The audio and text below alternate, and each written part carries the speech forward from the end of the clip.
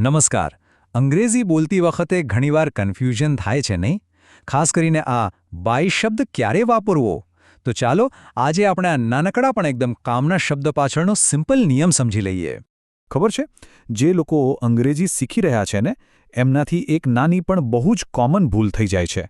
અને આ ભૂલ ક્યારે થાય છે? જ્યારે એમને કહેવું હોય કે કોઈ કામ કઈ રીતે થયું. ચાલો એક વાક્ય જોઈએ. I go to work with બસ.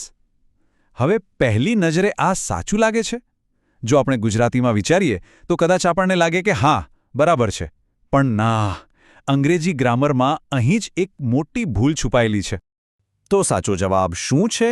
એ વાક્ય ખોટું છે. કરેક્ટ સેન્ટેન્સ છે I go to work by bus. જોયું? અહીં વિથની જગ્યાએ બાય આવ્યું. બસ આટલો નાનો ફેરફાર છે, પણ એ જ બધું બદલી નાખે છે. અને આજે આપણે આ જ શીખવાનું છે. તો સવાલ એ છે કે આ ભૂલ સુધારવી કઈ રીતે? જવાબ એકદમ સિમ્પલ નિયમમાં છે. યાદ રાખો, જ્યારે પણ આપણે કોઈ કામ કરવાની રીત એટલે કે મેથડ બતાવી હોય ત્યારે હંમેશા બાયનો ઉપયોગ થાય છે. જો ટેકનિકલી કહીએ તો બાય એક પ્રેપોઝિશન છે. એનું કામ શું છે? એનું કામ એ બતાવવાનું છે કે કોઈ કામ કઈ રીતે થયું, કયા સાધનથી થયું, કે કઈ પદ્ધતિથી થયું. શોર્ટમાં કહીએ તો એ કામ કરવાની રીત બતાવે છે. અને આ નિયમ યાદ રાખવા માટે એકદમ સિમ્પલ ફોર્મ્યુલા છે. બસ આટલું મગજમાં ફિટ કરી લો. BY એટલે મેથડ. બસ જ્યારે પણ કોઈ રીતની વાત આવે ત્યારે બાય વાપરો. આ એક જ સૂત્રથી મોટાભાગની ભૂલો સુધરી જશે. જ્યારે પણ કોઈ વાક્ય બનાવવામાં કન્ફ્યુઝન થાય ત્યારે મનમાં એક સવાલ પૂછવાનો: આ કામ કઈ રીતે થયું? અને જો એનો જવાબ કોઈ રીત, કોઈ પદ્ધતિ કે કોઈ સાધન હોય તો ત્યાં બાય જ આવશે. જેમ કે સવાલ ઓફિસ કે રીતે ગયા? જવાબ બાય બસ. ઓકે, તો ચાલો હવે થોડા પ્રેક્ટિકલ રોજબરોજના ઉદાહરણો જોઈએ, એટલે આ નિયમ એકદમ પાક્કો થઈ જાય. આનો સૌથી કોમન ઉપયોગ ક્યાં થાય છે? ટ્રાન્સપોર્ટ સાથે. આપણે કહીએ છીએ ને, બાય ટ્રેન, બાય બસ કે પછી બાય કાર. આ બધામાં આપણે શું બતાવી રહ્યા છીએ? મુસાફરી કરવાની રીત. સેમ ટુ સેમ આ જ નિયમ કમ્યુનિકેશન એટલે કે વાતચીત કે સંદેશા મોકલવામાં પણ લાગે છે. જેમ કે આપણે માહિતી મોકલીએ બાય ઈમેલ, કોઈ સાથે વાત કરીએ બાય ફોન, મેસેજ મોકલીએ બાય મેસેજ કે પછી કોઈ પાર્સલ મોકલીએ બાય કુરિયર. આ બધી શું છે? કમ્યુનિકેશન કરવાની અલગ અલગ રીતો. અને આટલું જ નહીં, બીજા પણ ઉદાહરણો છે. જેમ કે પેમેન્ટ કરવું હોય તો બાય ક્રેડિટ કાર્ડ, કોઈ વસ્તુ ટપાલથી મોકલવી હોય તો બાય પોસ્ટ, અને જો કોઈ વસ્તુ રૂબરૂ આપવી હોય તો એને કહેવાય બાય હેન્ડ. આ બધી પણ કામ કરવાની અલગ અલગ મેથડ જ છે. હવે કદાચ એવું લાગે કે આટલી નાની વાત પર આટલું ફોકસ શા માટે?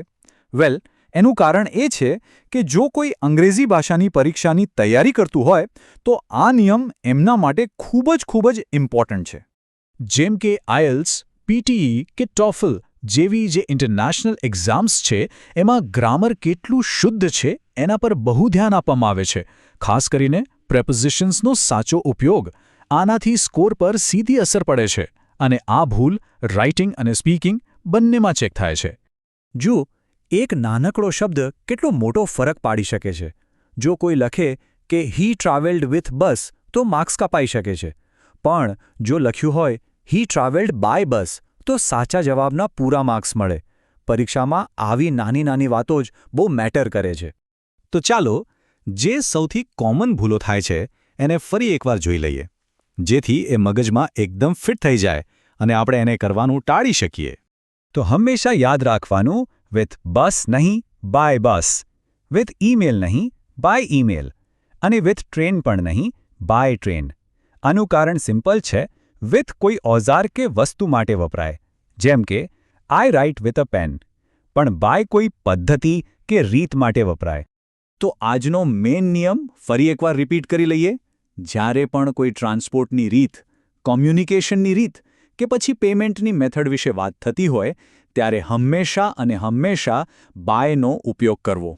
આ એક સિમ્પલ પણ સુપર પાવરફુલ નિયમ છે. ચાલો તો ફટાફટ આજના જે મુખ્ય મુદ્દાઓ હતા એના પર એક છેલ્લી નજર નાખી લઈએ. આજે આપણે શું શીખ્યા? કે બાય કોઈ પણ કામ કરવાની મેથડ કે રીત બતાવે છે એ કઈ રીતે અથવા હાઉ એ સવાલનો જવાબ છે. આપણે ઉદાહરણો જોયા, જેમ કે ટ્રાન્સપોર્ટ માટે બાય કાર, કોમ્યુનિકેશન માટે બાય ફોન અને પેમેન્ટ માટે બાય ક્રેડિટ કાર્ડ. તો હવે આ નિયમ શીખ્યા પછી અંગ્રેજીમાં બાયનો સાચો ઉપયોગ ક્યાં થશે એ વિચારજો. આ સિમ્પલ નિયમને યાદ રાખીને કોન્ફિડન્સ સાથે અંગ્રેજી બોલવાનું છે, કારણ કે જેટલી પ્રેક્ટિસ થશે એટલું જ આ જ્ઞાન પાક્કું થશે.